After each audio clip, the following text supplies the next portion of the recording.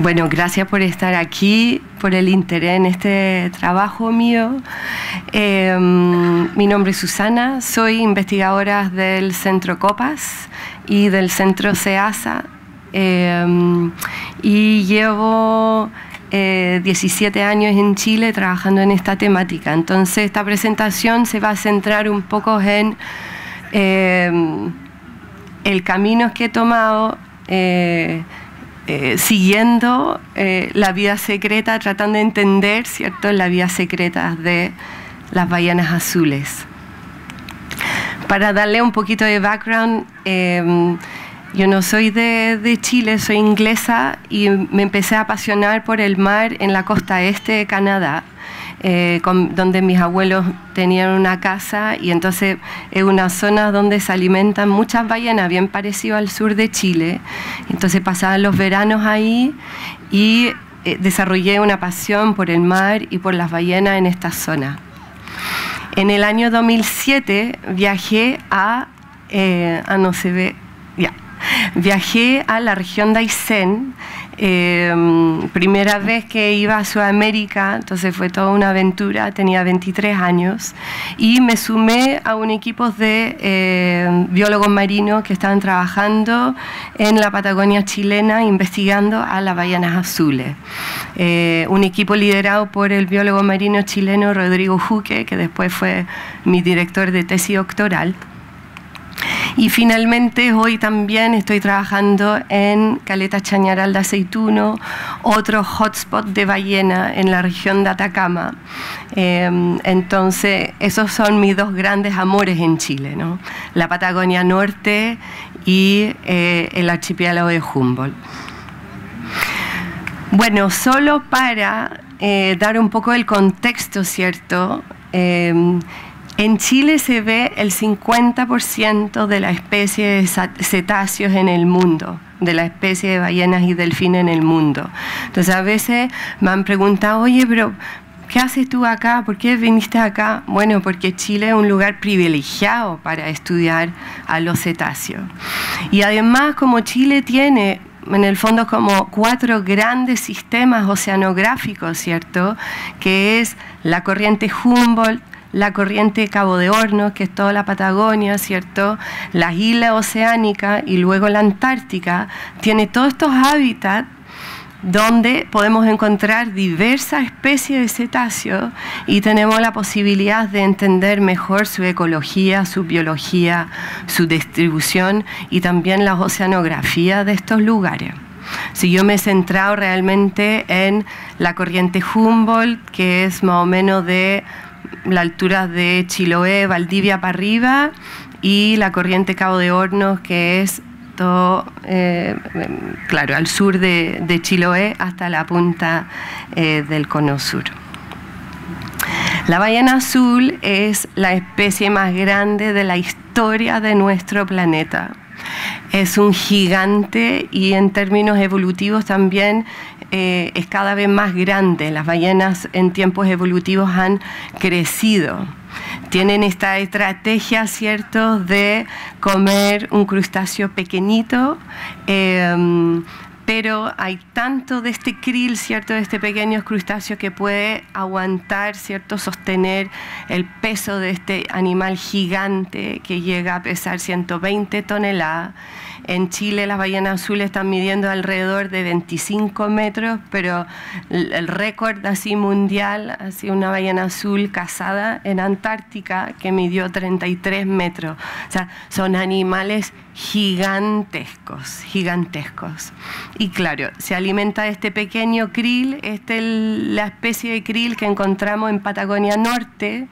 Es un pequeño camarón con 2 ojos bien globulares. Lo habrán visto a lo mejor en algunas animaciones y ocurre en altas abundancias, y esto es lo que justamente buscan las ballenas azules. La ecorregión chiloense, que es en el fondo como toda esta parte aquí, ¿cierto?, de la isla Chiloé, el Golfo Corcovado y el archipiélago de los Chonos, fue declarado un área de alimentación y de crianza de ballenas azules justamente por Rodrigo en el año 2004. que fue el trabajo de su tesis doctoral. Y desde ahí empezaron como grupo a trabajar en esa zona, documentando las ballenas azules de la Patagonia Norte. Entonces aquí vemos un adulto y unas ballenas, que esto será un juvenil, ¿cierto? Un poquito más chiquitito. No pude conseguir foto de cría, pero muchas veces, de hecho nos tocó la semana pasada estar embarcados en Aysén y vemos muchas veces eso, como grupos de 2 ballenas azules, ¿cierto? Uno claramente más grande y otro un juvenil, un subadulto que lo vas acompañando. Suponemos que podría ser madre juvenil, madre cría, pero habría que confirmarlos con las muestras genéticas que sacamos. Bueno, esto es Melinka, que es una localidad en el archipiélago de las Huaytecas, un lugar precioso que justamente este archipiélago acá, que empieza como justo al otro lado del Golfo Corcovado. Y entonces en 2007 llegué a esta zona a sumarme al equipo de Rodrigo y a pasar varios meses, todos los años pasábamos 4 meses más o menos en terreno en esta zona, que en esos años no había luz durante el día, no había celular, no había internet.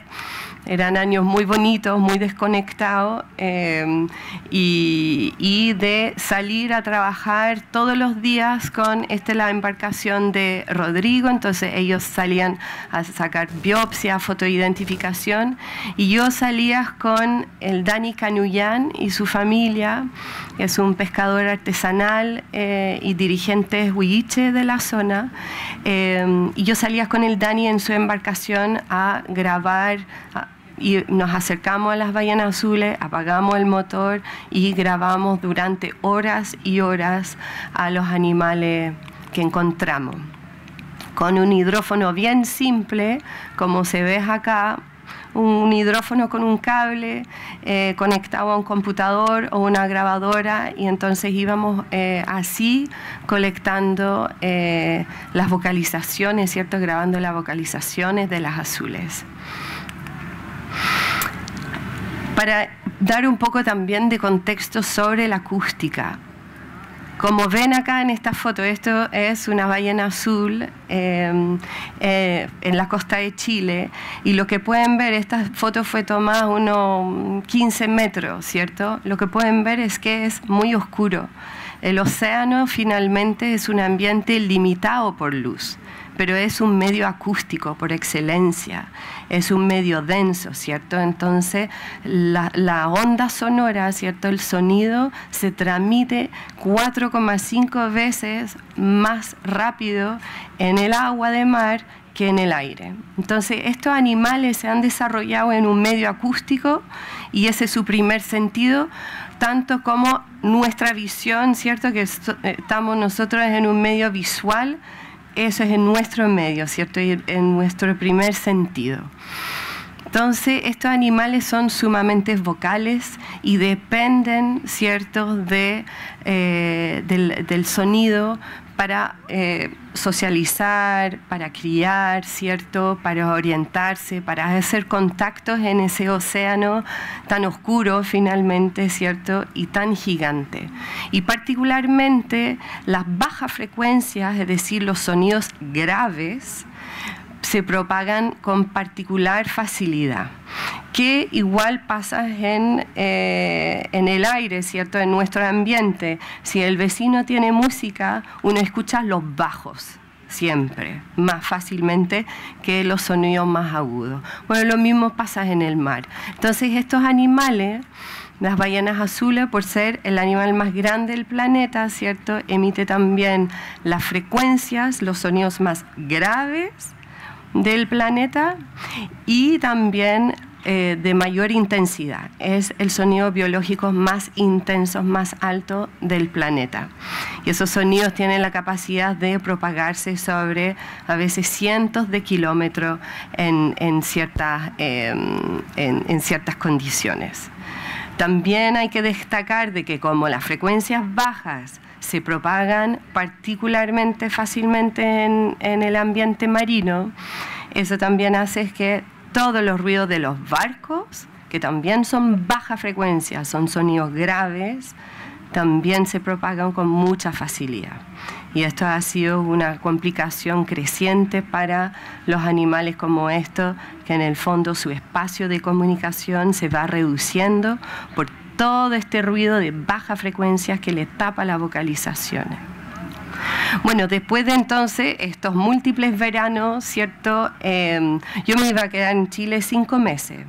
Y empezamos a grabar y me empecé a embalar y me empecé a enamorar, ¿cierto?, de la Patagonia, de su gente, ¿cierto?, de las ballenas azules. Y se me abrió un camino, una línea de investigación, y aquí estoy 17 años después, todavía pegada con las ballenas azules, grabándolas todavía. Y esto es lo que grabamos finalmente. Esto es un espectrograma y una forma de onda que es el dialecto chileno de las ballenas azules. Este patrón de sonido es característico de todas las ballenas azules que vemos en la Patagonia Norte y también en el norte de Chile, Juan Fernández también, todo el Pacífico suroriental. Es sumamente de baja frecuencia, pero algunas partes del sonido los podemos escuchar. Entonces a lo mejor escuchamos este clip que suena como un barco, pero no es un barco, son pulsos de baja frecuencia. Imagínense que eso está pasando por el océano, ¿cierto? Que incluso la vibración podría como pasarnos por el cuerpo.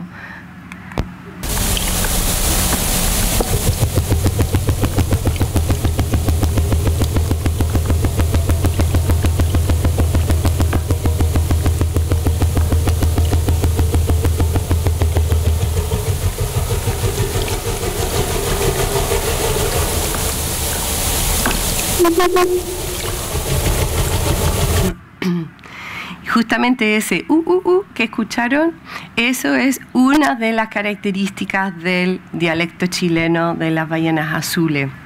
Como es que tienes como ese pito, digamos, no se escucha en las otras poblaciones. Este sonido entonces lo grabamos en múltiples oportunidades, ¿cierto?, sobre un periodo de 4 o 5 años.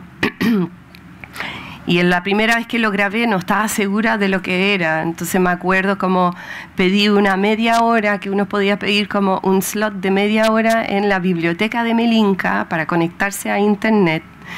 Y mandé el audio a una científica, Kate Stafford, que hoy día es colaboradora mía, que fue como un poco mi mentora.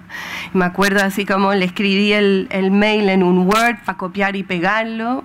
Subí el archivo, ¿cierto? Mandé desde Melinka y me contestó y me dijo, sí, efectivamente, esos son ballenas azules, pero no se ha descrito antes este canto, ¿cierto? Entonces ahí se nos abre un camino de describir ese canto. Esto es un poquito más técnico, ¿cierto? Pero nosotros describimos el canto en unidades, ¿cierto? Entonces A, B, C, D en este caso, y esto compone una frase.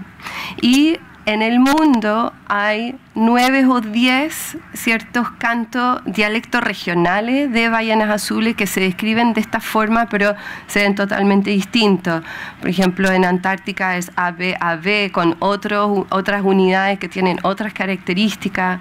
En California también es AAB, digamos. Entonces, lo de las ballenas azules en Chile, aunque igual sigue siendo un sonido bastante simple, más complejo que los otros dialectos que existen en el mundo.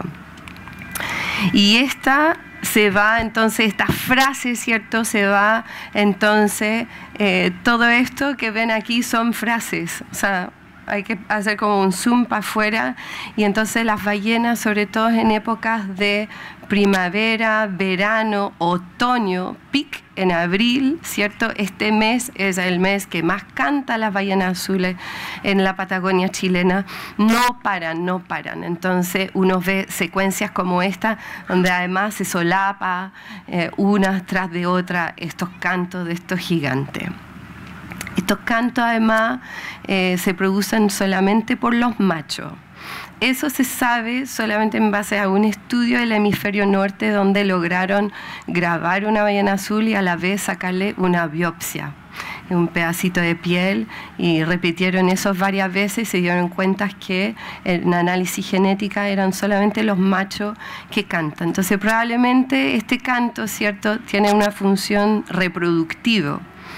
Me gusta decir que es una canción de amor, ¿cierto?, de muy baja frecuencia que emitan estos gigantes. Probablemente es algo que emiten los machos, ¿cierto?, para atraer a las hembras, para decir, hola, aquí estoy, mi amor. Y entonces, claro, vemos estos coros, ¿cierto?, de los cantos en Patagonia. Después el desafío era, vamos a buscar en otros puntos donde hay otros hidrófonos, si es que ese canto los volvemos a escuchar en alguna parte, ¿cierto? Y entonces la doctora Kate Stafford me pasó unos datos del Pacífico tropical, ¿cierto? Una zona como bastante fuera de, bueno, cerca de Galápagos, digamos, como una red de hidrófonos por ahí. Y entonces ahí estaba el canto de nuevo, las mismas unidades, ¿cierto?, la misma frase, y entonces tenemos ya un match, un nexo acústico. Buscamos en hidrófono de la Antártica y nunca lo encontramos. Siempre se ve en Antártica entonces este canto que es así, como una Z, ¿cierto?, que es muy característica de la ballena azul de Antártica. Eso nos dice que estas ballenitas que vemos en la Patagonia Norte no van a Antártica, que un poco como yo creo es algo que se piensa todavía, es que estas ballenas azules vienen de Antártica de paso. No van de paso.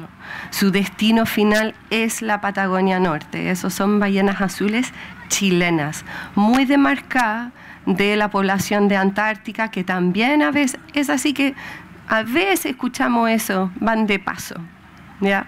Pero esta población que canta esta canción es chilensis totalmente.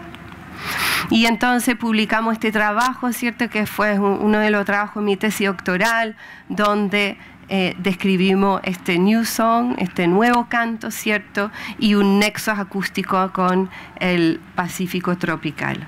Empezamos a armar entonces este puzzle, ¿cierto?, de dónde pasan, ¿cierto?, las ballenas azules de la Patagonia. Después entré a la Universidad de Concepción después del doctorado y conseguimos más fondos para instalar de manera permanente en el fondo marino un hidrófono, para poder en el fondo ver cuáles son los meses entonces, sobre 12 meses, cuáles son los meses del año donde nosotros estamos escuchando este canto, para poder decir, bueno, las ballenas llegan en tal fecha, se van en tal fecha, ¿cierto? Estas son las épocas del año importantes para estos animales. Y aquí hay un pequeño video de la instalación de este hidrófono en el amanecer en el Golfo Corcovado. Esto es una colaboración con un colega mío, Iván Pérez, de la Universidad de Los Lagos, y hemos mantenido ese punto de escucha hasta el día de hoy. Llevamos desde el 2016 escuchando. Es una maniobra difícil, son condiciones difíciles, es una logística difícil, es caro también. Y entonces el hidrófono está montado en este trípode, finalmente, que queda apoyado en el fondo marino, y ahí se fue al agua. ¿Y qué es lo que vimos, por ejemplo, en 2016, en un año completo? Todo esto son conteos de esta frase, ¿cierto? Entonces, en periodos en cada hora, ¿cierto? Entonces vemos una alza, ¿cierto? Sobre todo en abril, finales de abril, mayo, ¿cierto? Una alza de las detecciones acústicas de esta frase. Así podemos decir finalmente que las ballenas azules más o menos llegan en enero y más o menos se van en junio, julio. Esto calza súper bien también con los otros estudios que ha estado haciendo Rodrigo en telemetría, en prospecciones visuales, ¿cierto? Entonces ya tenemos más claro la residencia de estos animales, otros papers que publicamos entonces sobre la ocurrencia estacional en ambos sitios.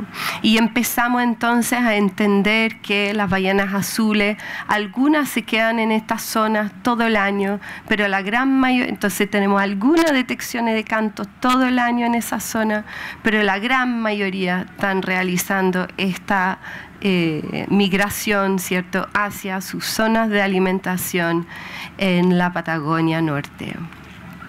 Y luego, a través de múltiples colaboraciones, porque la ciencia, sobre todo este tipo de ciencia, es imposible hacerla sola.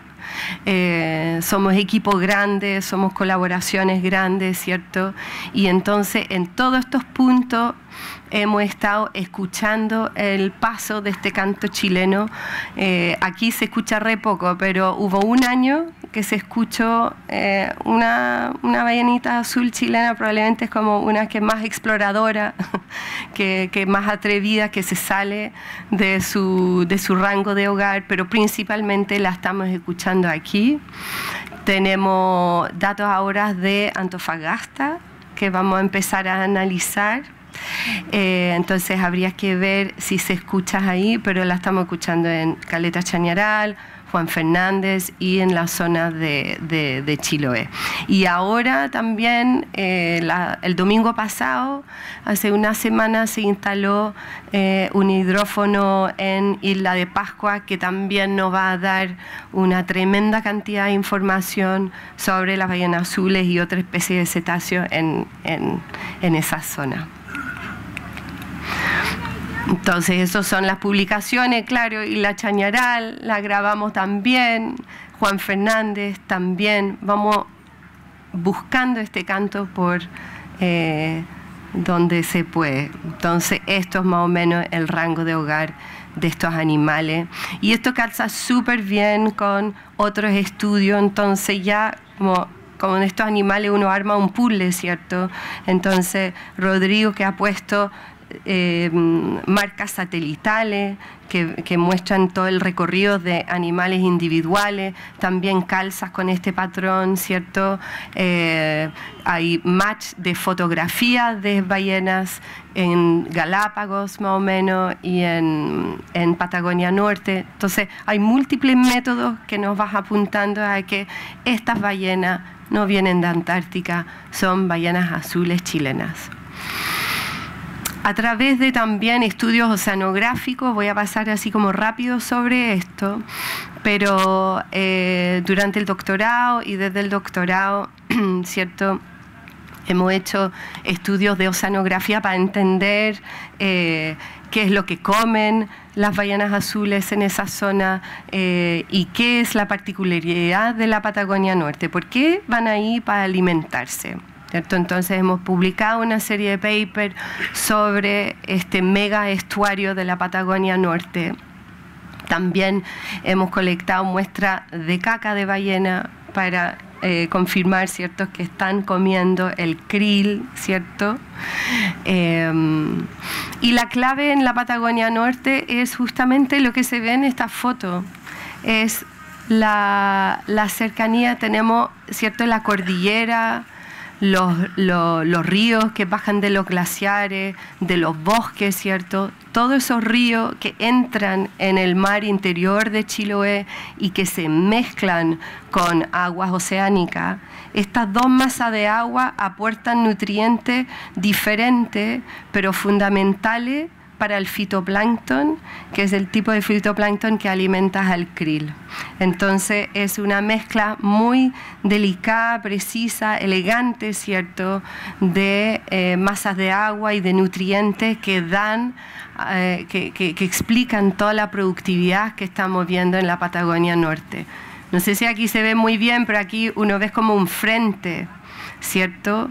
Entonces, eso es justamente donde se mezcla agua de río con agua de mar, y además, muchas veces en estos frentes se acumula el krill. Entonces, nosotros hemos visto, y ahora los vimos las últimas 2 semanas también, grupos de ballenas azules en torno a estas estructuras, ¿cierto?, alimentándose del krill.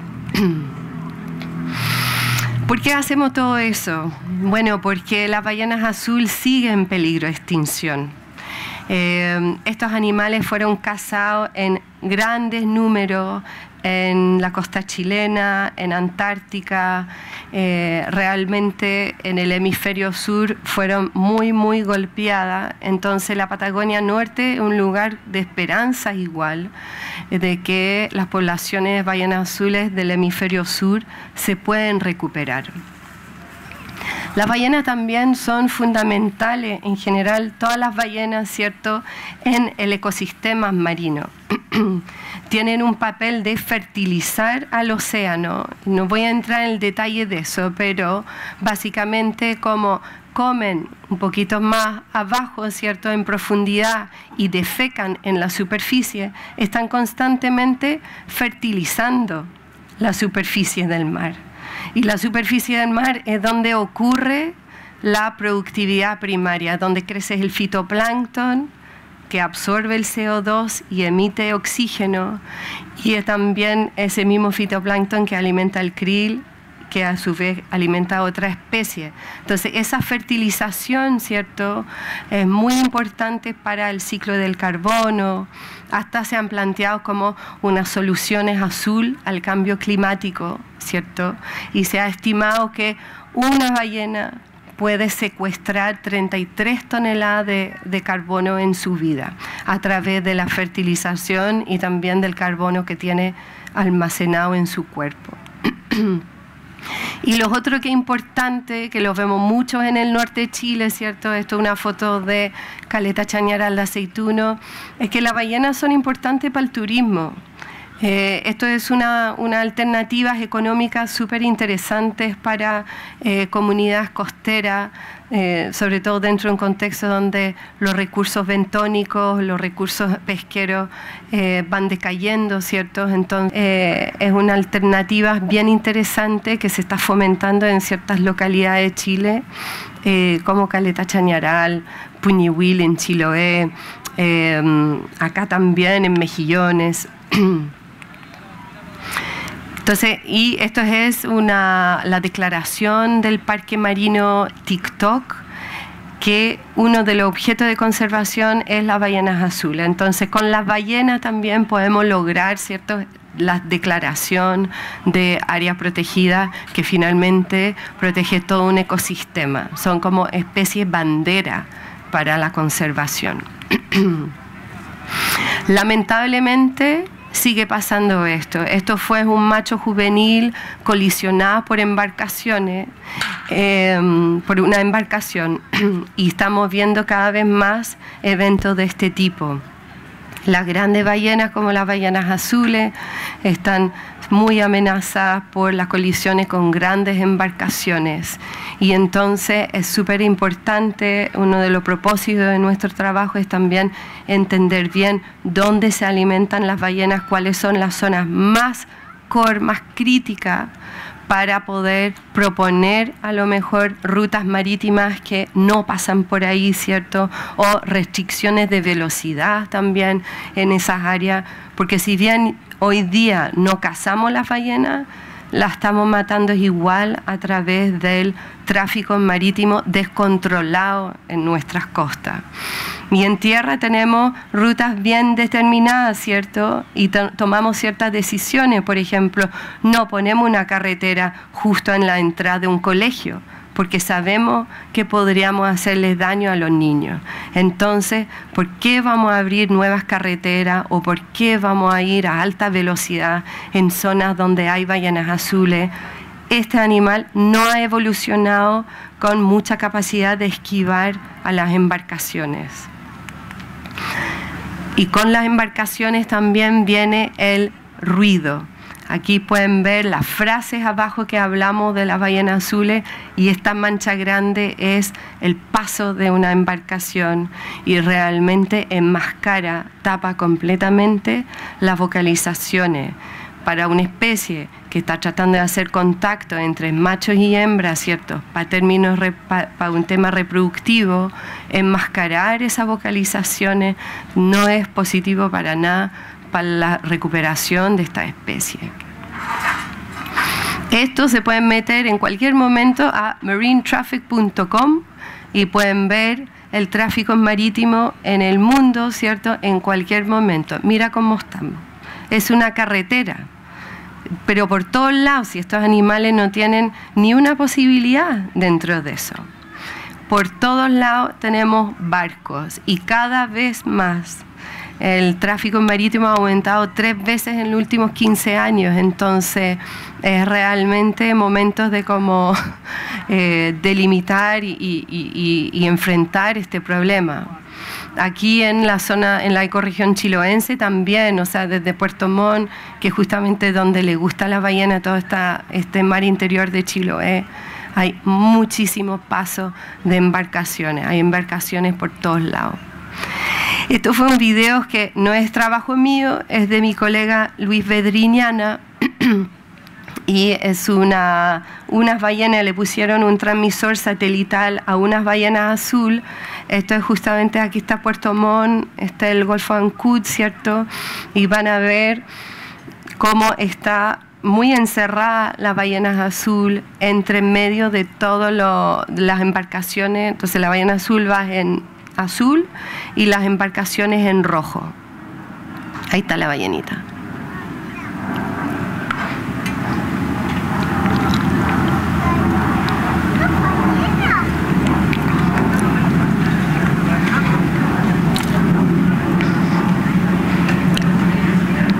Aquí pareciera que zafó, pero la cantidad de embarcaciones y el riesgo de colisión aquí es altísimo, altísimo.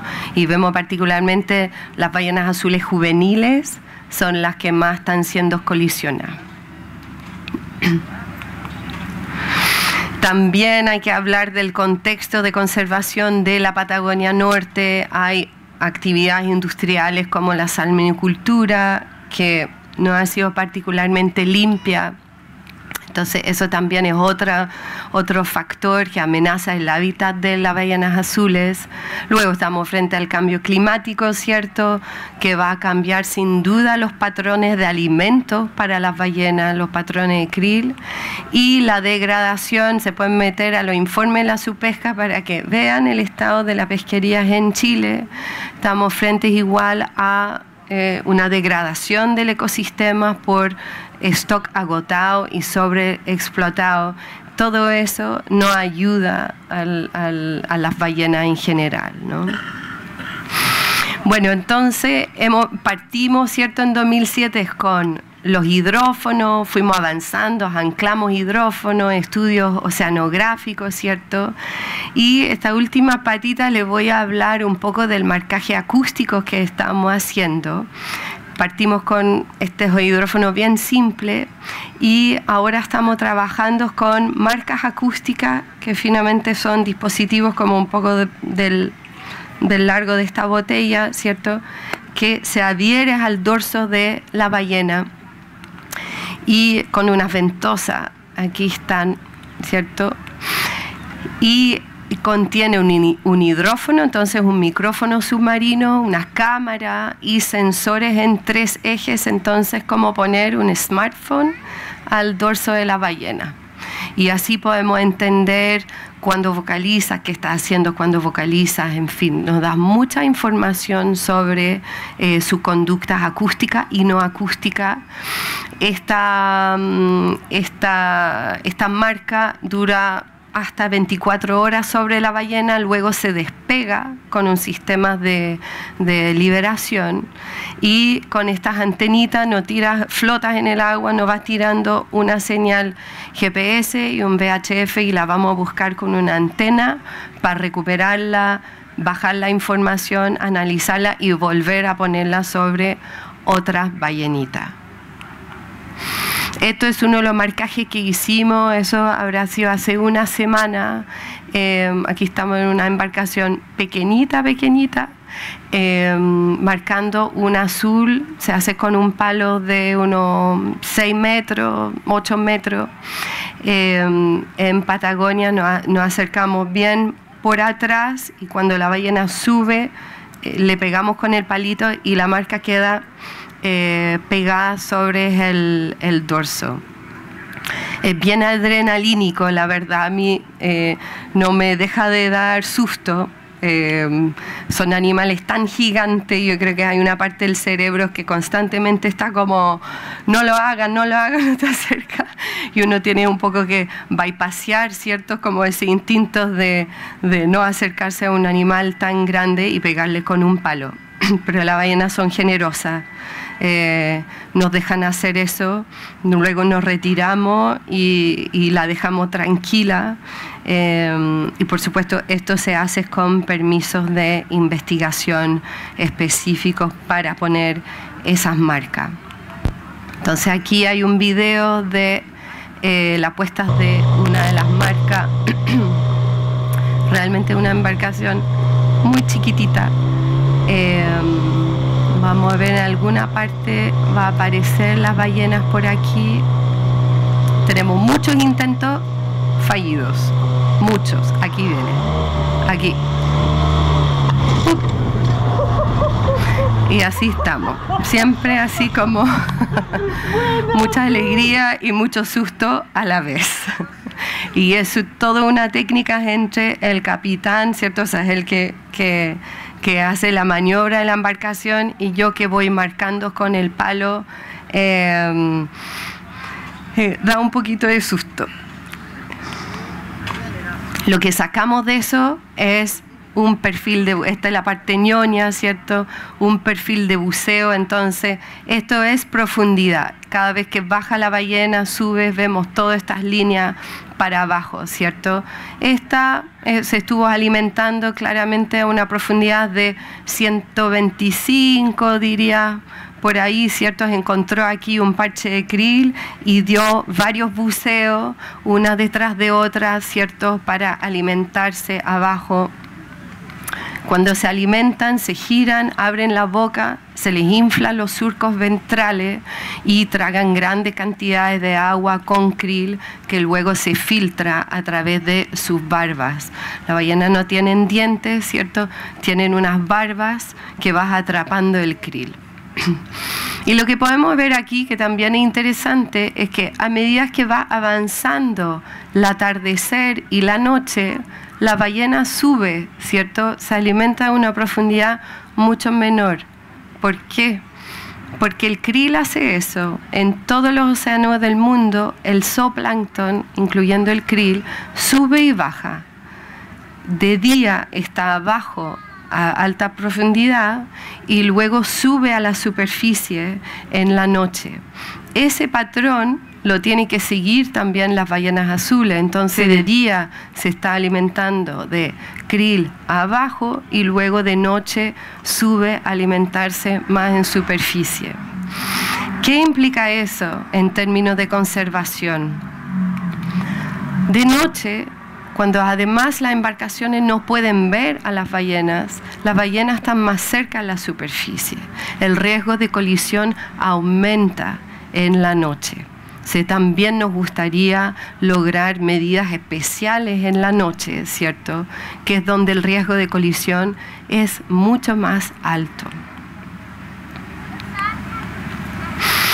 Los otros, esto lo saqué ayer porque justo bajé la data acústica de una de las marcas que pusimos y aquí está de nuevo nuestro canto chileno de las ballenas azules, el A, B, C y D. Hermoso, justo pudimos marcar a un cantante y entonces me parece espectacular. Así, además está súper nítido.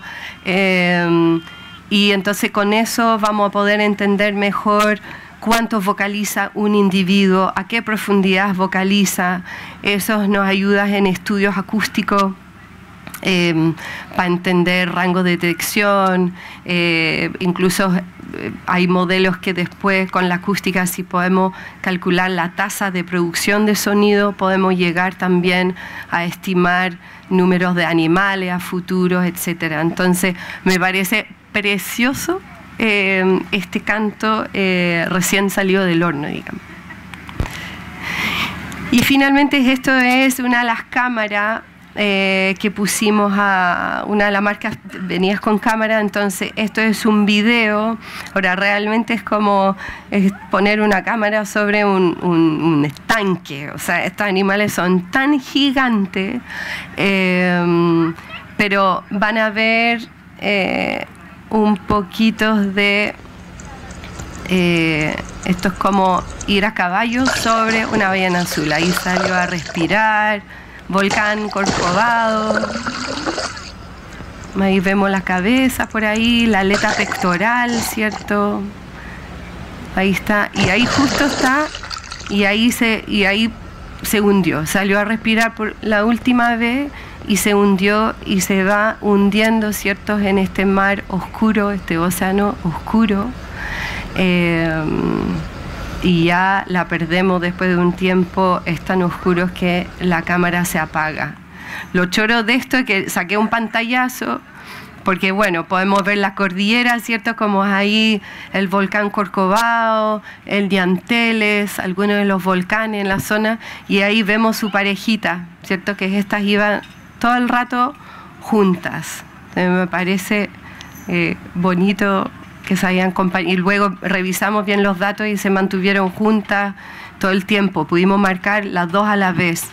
Entonces, o sea, una después de la otra, pero iban todo el rato juntas. ¿Qué queremos entonces para las ballenas azules, para ayudarlas? ¿Qué podemos hacer en términos de toma de decisión, ¿cierto? Bueno, necesitamos urgentemente límite de velocidad. ¿Ya? Eso es un primer paso, que en el mar interior de Chiloé no se debería navegar a más de 10 nudos, como máximo. Y yo sé que eso tiene implicancia para la industria, van a llegar más lentos a puerto. Hay otras cosas que sí hay que considerar y que estamos en un diálogo con la industria sobre eso, porque la idea es que todo sea compatible, pero que realmente esta población no necesita más mortalidad por embarcaciones, ¿cierto? Rutas de navegación bien definidas donde se puede, que es un desafío grande en el mar interior de Chiloé porque es tan estrecho, pero importante delimitar bien las rutas de navegación. También ojalá proponer ciertas áreas de exclusión de tráfico por completo, medidas especiales de noche, como ya los conversamos, y luego en algunos casos, y yo creo que la ballena azul es un buen candidato, a contrario de la ballena fin, que es bien silenciosa, la ballena azul es muy vocal, y entonces se podría pensar en sistemas de alerta acústica en el mar interior de Chiloé para alertar las embarcaciones sobre la presencia de las ballenas azules. Y yo creo que eso es todo lo que tengo. No sé si hay tiempo para algunas preguntas, feliz de contestar.